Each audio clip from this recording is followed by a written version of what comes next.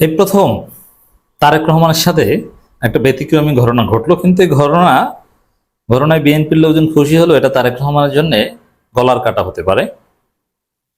এমনকি আন্তর্জাতিক গ্রাউন্ডে বিএনপির রাজনীতি একদম শেষ হয়ে যেতে পারে। অলরেডি তো প্রায় শেষ। খবর, তারেক রহমানকে চীন সফরে আমন্ত্রণ চীনের কমিউনিস্ট পার্টির। আচ্ছা, তারেক রহমান লন্ডনে আছেন, একটা উন্নত শহরে অনেক বছর যাবত আছেন, 17-18 বছর যাবত। তা পলিটিক্যাল অ্যাসাইলামে যারা থাকে তারা কিন্তু বিভিন্ন দেশ ভ্রমণ করতে পারে এবং দাওয়াত টাওয়াত পায়, বিভিন্ন মিডিয়া তার কাছে আসতে পারে। পৃথিবীর ইতিহাসে এরকম ইরানের বিপ্লব কিংবা সর্বশেষ আরব স্প্রিং এর কথা আমরা জানি। এরকম অনেক হয়েছে যে নেতারা ছিলেন ফ্রান্সে বা ইউরোপে বিভিন্ন শহরে, সেখানে বসে তারা বিপ্লব ঘটিয়েছেন। তাদের কাছে মিডিয়া যেত, তারা ওখানে বিভিন্ন ডিপ্লোম্যাট বা বিভিন্ন রাষ্ট্রের প্রতিনিধির সাথে বৈঠক করতেন, মিটিং করতেন। পলিটিক্যাল অ্যাসাইলাম পেলে এগুলো করতে পারেন। কিন্তু তারেক রহমানের সাথে কোনো আন্তর্জাতিক মিডিয়া এসেছে, সাক্ষাৎকার নিয়েছে, কোনো কূটনৈতিক প্রতিনিধি দলের সাথে মিটিং করেছেন বা কেউ দাওয়াত দিয়েছে শুনেছেন 18 বছরে? না। তারেক রহমান কিন্তু এটা আওয়ামী লীগ ঠেকিয়ে রেখেছিল।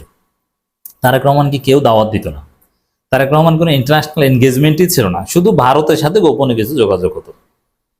এই প্রথম আমরা দেখতে পাচ্ছি গুরুত্বপূর্ণ। হ্যাঁ, যুক্তরাষ্ট্রে সেই একটা হোটেলে খাওয়া দাওয়ার কিছু দাওয়াত তার মেয়েকে পাঠিয়েছিল, ওটা আবার গুরুত্বহীন, ওটার কোনো ভ্যালু নেই, ওখানে সাধারণ মানুষও যেতে পারে। কিন্তু গুরুত্বের দিক থেকে একটা গুরুত্বপূর্ণ দাওয়াত, তারেক রহমানকে চীন সফরের আমন্ত্রণ জানিয়েছে কমিউনিস্ট পার্টি। এটা খুবই গুরুত্বপূর্ণ। এই প্রথম তারেক রহমান এই ধরনের দাওয়াত পেলেন, কিন্তু এটা তারেক রহমানের জন্য উভয় সংকট তৈরি করবে। তারেক রহমান এমনিতেই আছেন একটা কঠিন বিপদে, যে লন্ডন বৈঠক এটা লন্ডন কেলেঙ্কারি হিসাবে ইতিহাসে লিপিবদ্ধ হয় কিনা এই বিপদে আছেন। কারণ তারেক রহমান কি বলেছেন বা এর আগে পরে গাড়িতে বসে কিংবা বাসায় বসে গোয়েন্দা সংস্থার লোকজনের সাথে, এগুলো হয়তো রেকর্ডেড হয়েছে, এগুলো ফাঁস হয়ে যেতে পারে। তার মধ্যে এই চীনের আমন্ত্রণ গ্রহণ করলেও বিপদ, না করলেও বিপদ। মানে এই যে আমন্ত্রণটা পাওয়া, এটাই একটা বিপদের কারণ হতে পারে। এটা তো খুশি বিএনপির লোকজন, না এই প্রথম তারেক রহমান দাওয়াত পেল, পায় না নাকি, তাকে নাকি আন্তর্জাতিক কেউ গনে না, হাসিনা ঠেকিয়ে রেখেছিল, কই এখন তো এই চীন দাওয়াত দিচ্ছে। কিন্তু না, এই চীনের দাওয়াত এটা গেলেও বিপদ, না গেলেও বিপদ। কারণটা কি বুঝিয়ে আসেন আসেন প্রথম হচ্ছে, বিএনপি তারেক রহমান রাজনীতি করে ভারতপন্থী, কিন্তু এখন তারেক রহমানের জীবনের প্রথম সফর যদি হয় চীন, এটা তার নতুন জীবনের প্রথম সফর, তাহলে ভারত ক্ষুব্ধ হবে। অলরেডি কিন্তু ভারত একটা খেলা খেলছে, আপনারা খেয়াল করেছেন কিনা এটাও একটু বলি প্রসঙ্গক্রমে। যেমন ইউনূস তারেক লন্ডন বৈঠক এটা সমর্থন করেছিল ভারত, কিন্তু 15 তারিখ থেকে 13 তারিখ বৈঠক হয়েছে, 15 তারিখ থেকে ভারত একটু অন্য টার্ন নিয়েছে। তারা এখন অন্য লাইনে খেলছে। এখন বিএনপির মাধ্যমে বাংলাদেশে ভারত খেলছে না, এখন ওয়াকার সহ আরেকটা গ্রুপের মাধ্যমে খেলছে। মানে ভারত এখানে আওয়ামী লীগের একটা অংশ ওয়াকারের সাথে এসেছে, যার ফলে ভারত যেটা দেখেছে, ওই যে পিনাকি বলেছে না এটা ভারতের পরাজয়, হ্যাঁ ভারত এটাকে পরাজয় হিসেবে নিয়েছে। বৈঠকে সমর্থন ছিল, কিন্তু পরে দেখছে না ইউনূস তারেক যদি কোনো সমঝোতা হয় সেখানে ইন্ডিয়ান স্বার্থ তেমন থাকে না। ইউনূস তারেক মিটিং করে সমঝোতা করে যদি নির্বাচন দিয়ে দেন, তাহলে ইন্ডিয়ান হেজিমনি তেমন থাকে না। এ কারণে ভারত এখন অন্য লাইনে খুঁজছে। এখন বিএনপি যাদের উপর ভরসা করে রাজনীতি করে, তারা যদি বিএনপির উপর সমর্থন সরিয়ে নেয়, এটা বিপদ না? এটা বিপদ, এমনিতেই এক বিপদে পড়েছে। এখন আবার যদি তারেক রহমান চীন সফরে যায় ভারত সফরের আগে, তাহলে এটা ভারত প্রচন্ড রকমের ক্ষুব্ধ হবে।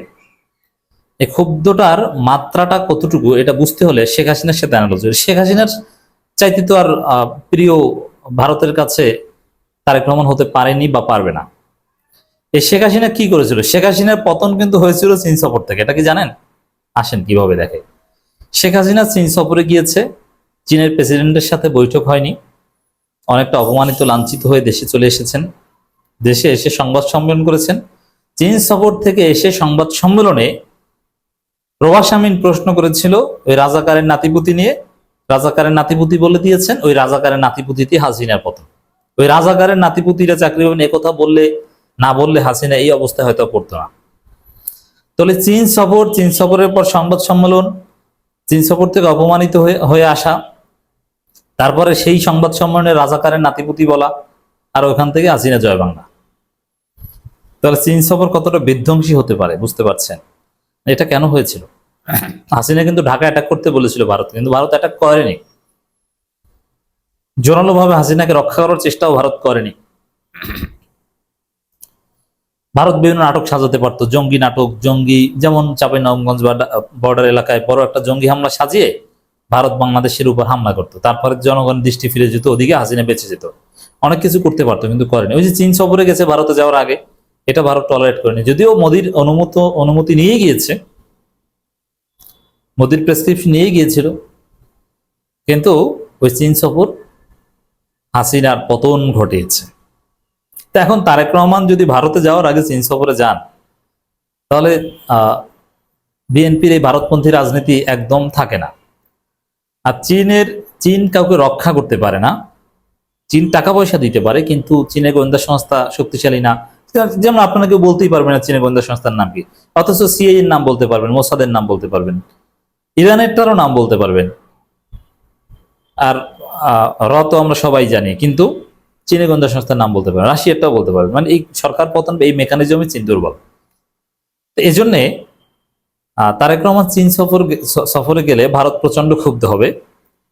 এমনিতেই ভারত এখন অন্য লাইনে খেলছে লন্ডন বৈঠকের পর, তা বাকি যে লাইন আছে তাও কেটে যাবে। আমির খসরু সালাউদ্দিনদের যেভাবে সেট করেছে ওটাও কেটে যেতে পারে তারেক রহমান চীন সফরে গেলে। আবার চীন সফরের ইতিহাস সবসময় খারাপ হয়। খালেদা জিয়া চীন সফরে গিয়েও কিন্তু বিপদে পড়েছিলেন। খালেদা জিয়া চীন সফরে গেছেন, তখনই বাংলাদেশে অঘটন ঘটেছে। শুধু হ্যাপি চীন সফর হয়েছে প্রফেসর ইউনূসের চীন সফর। তো অতএব এই তারেক রহমানকে চীন সফরে আমন্ত্রণ, এটা তারেক রহমানের জন্য উভয় সংকট। বিএনপি যদি, এই তারেক রহমান যদি তার জীবনের প্রথম সফর চীন দিয়ে শুরু করেন, তাহলে দেখবেন যে যুক্তরাষ্ট্র অনেকটা অসন্তুষ্ট হবে, চীনও অনেকটা, ভারত অসন্তুষ্ট হবে, আর আন্তর্জাতিক রাজনীতি থাকবে না। কিছুদিন আগেও সালাউদ্দিন আহমেদ চীনকে বাংলাদেশের নির্বাচন বিরোধী হিসেবে দেখিয়েছে, চীন বাংলাদেশে নির্বাচন চায় না, এটা বলেছে। এই জায়গায় চীন সফরে না গেলেও চীন এটা মাইন্ড করবে যে কেন তারেক রহমান গেল না, তার কাজটা কি, এটা খুবই গুরুত্বপূর্ণ। বিএনপির ভারপ্রাপ্ত চেয়ারম্যান তারেক রহমানকে চীন সফরে আমন্ত্রণ জানিয়েছেন চীনের কমিউনিস্ট পার্টি সিপিসি। 23 জুন বিএনপির মিডিয়া সেলের সদস্য শাহরুল কবির খান এ তথ্য নিশ্চিত করেছেন। তিনি জানান, চীনের রাজধানী বেইজিং এ পিপলস গেট হলে আয়োজিত দ্বিপাক্ষিক বৈঠকে বিএনপির প্রতিনিধি দলকে স্বাগত জানান সিপিসির পলিট ব্যুরো সদস্য, ন্যাশনাল পিপলস কংগ্রেসের ডেপুটি চেয়ারম্যান লি হংজং। বৈঠকে তারেক রহমানকে চীন সফরে আনুষ্ঠানিক আমন্ত্রণ জানান এই সিপিসি নেতা। বিএনপির প্রতিনিধি দলের নেতৃত্ব দেন দলটির মহাসচিব মির্জা ফখরুল ইসলাম আলমগীর। প্রতিনিধি দল আরো ছিলেন দলের কেন্দ্রীয় কমিটির গুরুত্বপূর্ণ নেতা। এখন চীন অলওয়েজ চাইবে যে ইন্ডিয়ান সাবঅর্ডিনেশন থেকে বিএনপিকে বের করে আনা, এটা চীনের ইন্টারেস্টের জন্য একদম উপযোগী। কিন্তু এই আশা, এই দাওয়াতে রেসপন্স করলেও সমস্যা, না করলেও সমস্যা। বিএনপির আন্তর্জাতিক রাজনীতি কার্যত হুমকির মুখে।